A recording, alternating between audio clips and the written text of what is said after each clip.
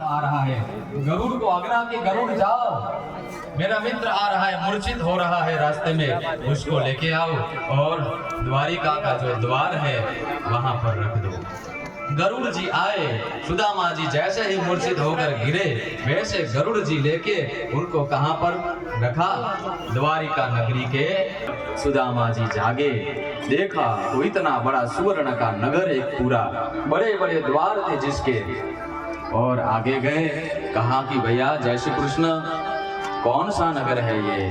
कहा कि महाराज ये द्वारिका है। अच्छा द्वारिका? कहा महाराज कब निकले थे? आज सुबह में। कहा महाराज गलती हो रही होगी, आज सुबह में पोरबंदर से निकलोगे तो द्वारिका इतने समय में नहीं पहुंचोगे। तो सुदामा ने कहा भैया जिनसे मैं मिलने जा रहा हूँ उनकी माया क्या कम है?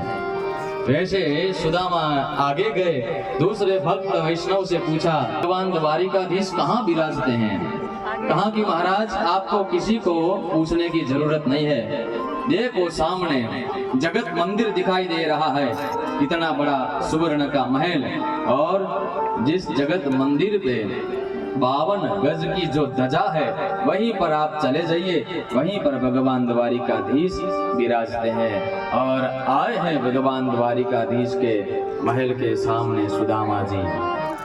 तो जैसे आज भी कोई मंत्री यदि कोई हो तो उनका सिक्योरिटी सब होती है, तो यहाँ पर हमारे हैं पूरी द्वारिका नगरी में सुदामा आए हैं किस तरह से।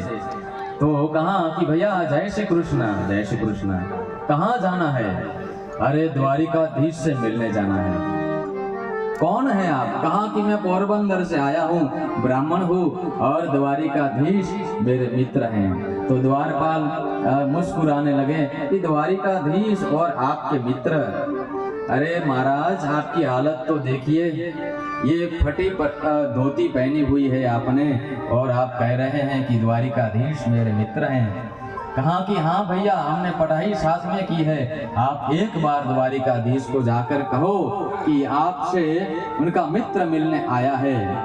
तो द्वारपाल भी वैष्णव थे, कहा कि महाराज एक काम कीजिए हम तो मिलने देंगे।